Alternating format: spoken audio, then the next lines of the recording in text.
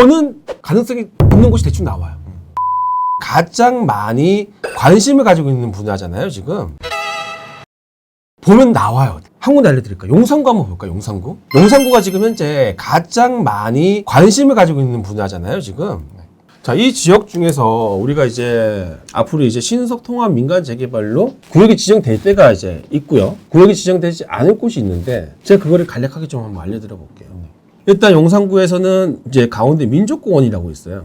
공원은 재개발 안 되지 않습니까? 안 되죠. 가장 이제 재개발의 이제 꽃이라고 하는 한남 뉴타운 있잖아요. 네. 이미 여기는 이제 뉴타운으로 민간 재개발을 진행하고 있기 때문에 이 지역 역시도 신통으로 들어갈 수는 없어요. 네. 그리고 아래쪽으로 보시면 동부이천동 아파트 지역이잖아요. 네. 이미 기존 아파트가 있기 때문에 재개발할 수 없는 지역이고요.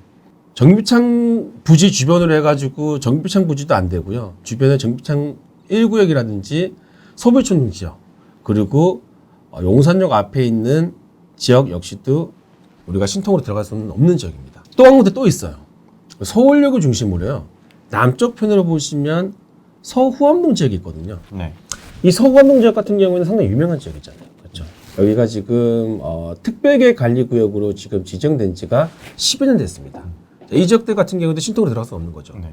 그리고 옆에 보시면 이 남산 아래에 또 동네들이 좀 있는데요. 남산 아래 동네 같은 경우에 이제 후암동 지역이 있고요. 동후암동입니다. 그리고 우리가 흔히 얘기하는 해방촌 지역이 있죠. 그리고 이태원동 일대가 있는데요. 기존에 고도 제한이 풀리지 않는 한은 아직까지는 동후암동이나 해방촌이나 이태원동 이쪽 관사가 상당히 많이 지금 밀집되어 있고 우리나라 대기업들이 지금 많이 들어가 있고 이런 지역들은 지금 현재 신통으로 들어가기 힘든 지역이죠. 자, 그리고 뭐 한남 도일 이미 개발됐기 때문에 자, 그럼 이제 앞으로 우리가 신통으로 들어간 지역을 한번 볼게요. 백문고등학교 아래쪽으로 보시면 청파동 일대가 지금 신통으로 첫 번째가 선정됐습니다. 네. 그리고 위로 보시면 서계동 지역이 있고요. 네. 아래쪽으로 효청동이 있고요. 용문동이 있고요. 원효로 지역이 있습니다. 원효로 4가 같은 경우도 네. 지역을 한 반 정도는 빼고 네. 왜냐면 여기는 현대자동차가 맞습니다. 와, 그렇죠. 여기 현대자동차 정도는- 한강변에 또 현대자동차 쪽 센터가 있잖아요. 그렇죠. 여기에 GBC처럼 음. 글로벌 비즈니스 센터 같은 사옥이 들어갈 테니 이것도 반 정도는 빼면은 네. 서계, 청파, 효창, 용문 아닙니까? 그러면 네, 그렇죠. 딱 그 정도예요. 하나의 구에서 네. 5개 지역이 선정된다고 하는데 네. 차 떼고 포 떼니까요. 없어요. 할 곳이 없어요. 네.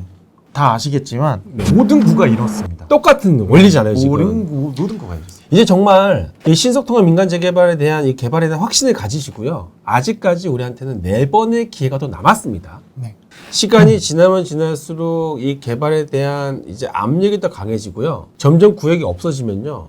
남은 구역에 대한 가치는 점점 더 올라갈 거예요. 확실한 거는요. 내년엔 더 비싸집니다. 부동산 투자는 오늘이 제일 쌉니다. 맞습니다. 오늘이 제일 쌉니다. 정말. 그 얘기 진짜 많이 들었어요. 네. 그 얘기 진짜 많이 들었어요. 야. 용산구에 전봇대라도 사라는 얘기가 있을 정도로 거의 모든 지역이 지금 재개발 지역이에요. 신통기획 이제 받고요. 또 이제 또 수건 사업이 새로 시작한 모아주택이 있잖아요. 네. 모아주택은 아직까지 공모가 진행을 했고요. 아직 발표를 안 했죠. 시범지구만 되어 있고 네. 사실 아직까지는 뭐 정확하게 공모해서 발표된 지역은 아직까지는 없어요. 네, 오세훈표 모아타운에 이제 첫 공모를 했습니다. 네. 2026년도까지 100곳을 선정한다고 합니다. 네. 이 모아타운은 어떤 개발 사업입니까, 이게?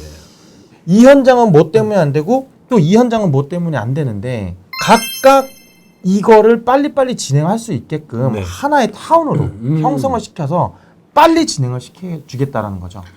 소규모 정비 사업의 일부분인 거죠. 그렇죠. 여러 가지 소규모 정비 사업이 있는데 네, 자율정비 사업도 네. 있고 소규모 정비 사업도 있고 가로주택 사업도 있고 이런 것들을 모아서 추진하는 게 모아타운입니다.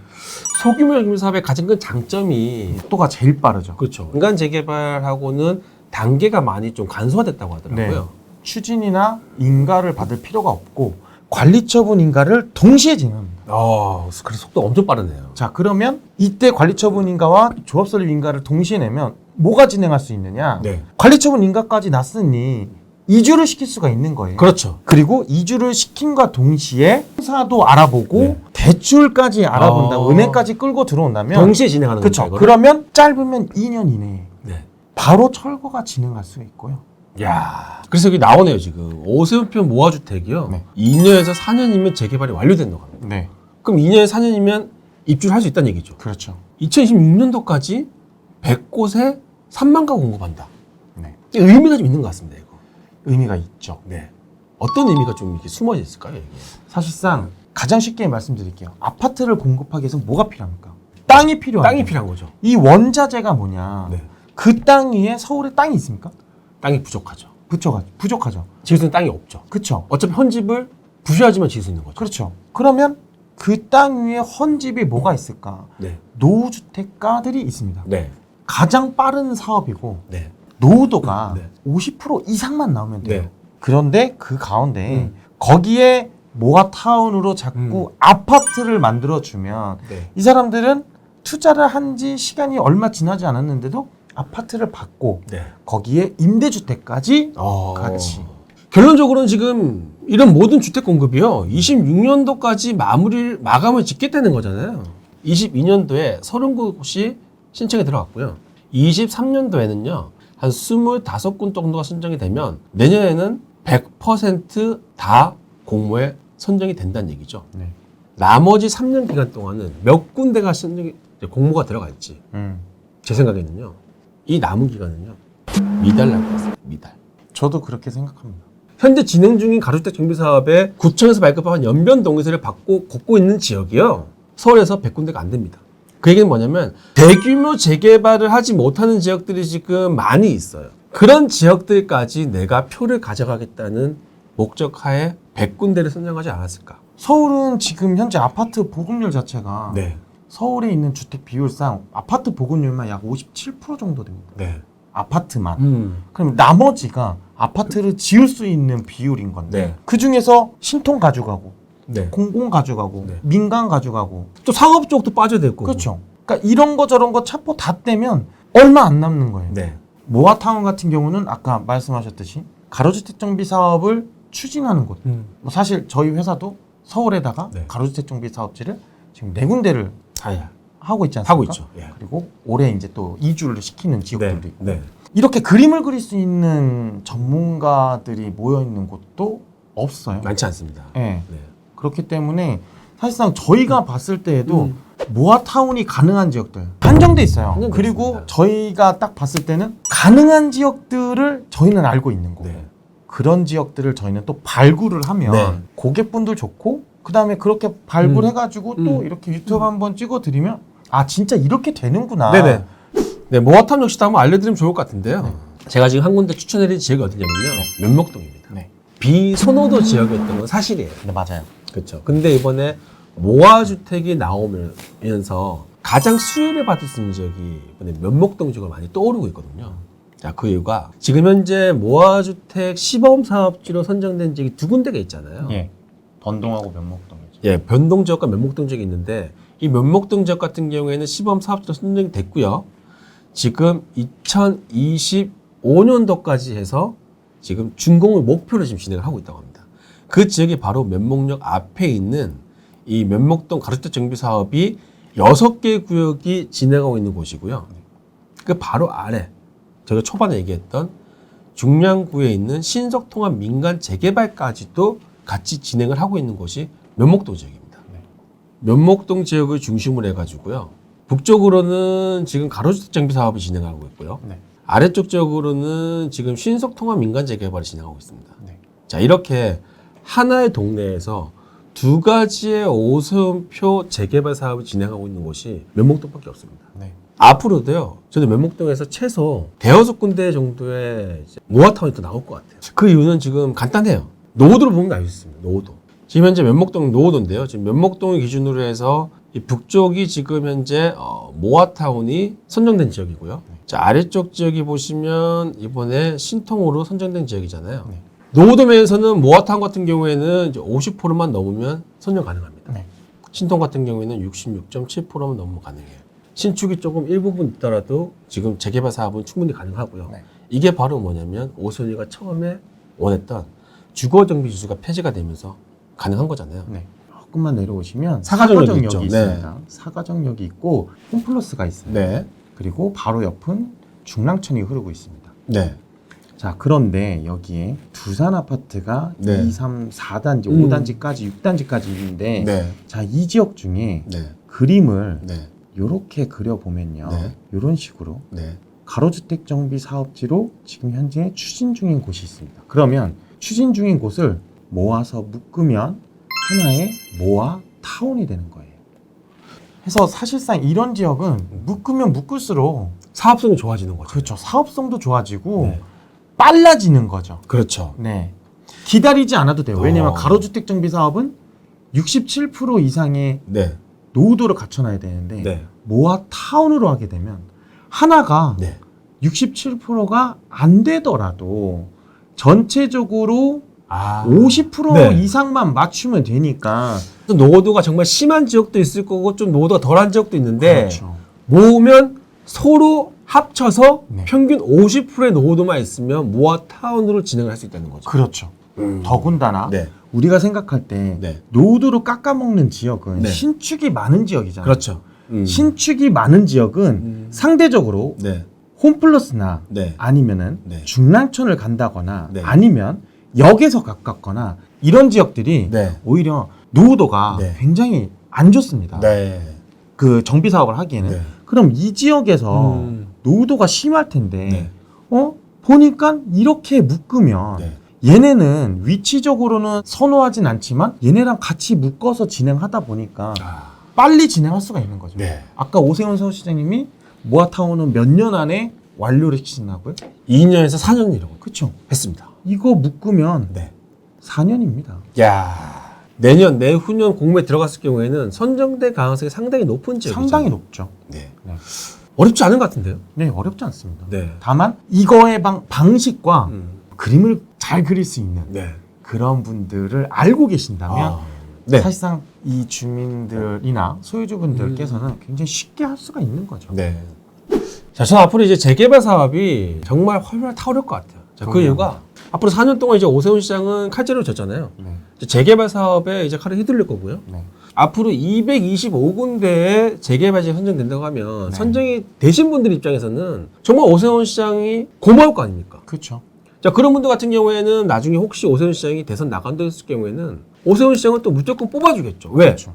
이명박 대통령이 서울시장일 때 뉴타운들을 지정을 많이 했잖아요. 맞아요. 뉴타운들을 서울에 이제 한남 뉴타운, 아현 뉴타운, 흑성 뉴타운, 노량진 뉴타운까지 해서 여러 뉴타운을 지정함으로써 해서 그 표를 가지고 청계천을 개발시키셨어요. 네. 이게 또 업적이 필요한 거잖아요. 청계천을 개발하면서 뉴타운 재개발의 표를 가지고 대선 나갔단 말이에요. 네. 당선됐죠. 이명박 대통령이 대통령의 시절에 서울시장이 누구였냐면 바로 10년 전에 오세훈 시장이었었습니다. 네. 이 과정을 그대로 봐왔거든요, 지금. 표를 얻기 위해서라도 저는 이 재개발 사업을 정말 적극적으로 추진하실 것 같아요. 저는 이게 재개발 현장들이 하나씩 진행될 때마다 우려가 되는 게 사실 정부의 이 기조가 시장 안정이잖아요. 그렇죠. 시장 안정이에요. 근데 시장을 안정시키려고 공급을 진행한다고 하는데 재개발이 진행하면은 반드시 진통이 있어요. 그렇죠. 재개발의 하나의 현장이 나오면 이주 수요가 반드시 증가합니다. 그럼요. 이주 수요가 증가하면서 그 주변에 있는 서민주택들, 특히나 소형주택들의 멸실 효과를 보게 돼요. 네. 그러니까 집이 없어지는 거예요. 그 없어지죠. 사람들이 그 주거할 사람들 공간이 그만큼 개수가 줄어드는 그렇죠. 일시적으로 해서. 없어지는 거예요, 네. 완전. 그렇게 되면 이 주거하는 이 공간에 주거할 수 있는 사람은 남게 되고 네. 주거를 이동하게 돼요. 네. 자, 이동하게 되면 인근 지역과 이 지역, 이미 주거를 완성시켰던 이 사람들의 지역의 임대가는 상승할 수밖에 없죠. 네. 맞습니다. 상승하면 네. 그렇죠. 매매가도 같이 상승할 수 있죠. 네. 그러면 매매가 상승하면 또 재개발을 진행한단 말이에요. 네. 또 옆에서 중요한 건 이렇게 걱정을 하는 것도 네. 집을 못 가지신 무주택자분들이나 1인 가구들이 굉장히 이거에 대해서 민감하게 반응하셔야 되고 그분들이 내 집 마련을 빨리 하려면 지금이라도 이사님이 말씀하신 재개발 지역에 시장으로 들어오시던가 상담하다 보면 청약에 대해서 굉장히 많이 말씀들 하시는데 저는 사실 점제가 딱 나오자마자 그냥 해지했어요. 저는 야. 의미가 없어서 청약팀장 언제 이거를 추첨제로 뭐 이게 다시 바뀔지 모르겠지만 그 기약 없는 시간을 저는 낭비하고 싶지가 않아서 사실상 이게 반복된다라고 하면은 내가 아파트를 받을 수 있는 시간이 빨라지는 것들을 내가 빨리 캐치를 한다면 그런 것들을 전문가 도움을 받아서 빨리빨리 진행을 할 수 있다면 물론 재건축도 하겠지만 재건축은 사실상 재개발보다도 훨씬 더 오래 걸릴 것 네. 같아요. 그렇다고 보면 지금이라도 뭔가 내 집 마련을 해놓고 그게 아파트가 될 수 있다면 그러면 당연히 지금 서울 쪽에 자녀 이름으로 하시던 맞습니다. 본인 이름으로 네. 하시던 뭔가 소형주택에 대한 희소가치가 계속 올라갈 테니까 네. 그거에 대한 원자재가 정말 지금 많이 얘기 나오잖아요. 네. 원자재라고 생각하십시오. 이거 네. 저희 방송을 보셔서 네. 경각심을 일으키신 분들은 정말로 빨리 움직이실 바라고 네. 앞으로는 없을 겁니다. 정말. 네. 주 포인트는 재개발이었잖아요. 앞으로 이제 서울에서 이제 주택 공급의 원자재인 이 재개발 쪽으로 한번 관심을 가져 보시는 게 좋을 것 같다. 네. 이 재개발 시장 앞으로 4년이 저는 마지막인 것 같습니다. 네. 앞으로 오세훈 시장이 임기가 끝나는 시점에서는요, 거의 한 200군데 이상이 재개발 구역이 선정이 될 거예요. 네. 그 이후에 재개발은 향후 10년 동안 없다고 생각합니다. 네. 네, 지금까지 이제 오늘의 가장 이슈였던 이제 사선이 당선된 이제 오세훈 시장의 앞으로 부동산에 대한 행보에 대해서 알아봤고요. 다음에 또 다른 이슈가 또 나오잖아요. 또 이제 계속 나올 것 같습니다. 네, 그 이슈가 나올 때마다 저희가 또 이슈 토크를 통해서 시청자분들에게 또 좋은 정보 쉽게 알려드리는 시간 네. 갖도록 할 테니까요. 오늘 내용 좋으셨으면 구독과 좋아요 부탁드리고요. 알람 설정까지 부탁드리겠습니다. 자, 지금까지 김명관 이사였고요. 신지은 이사였습니다. 감사합니다.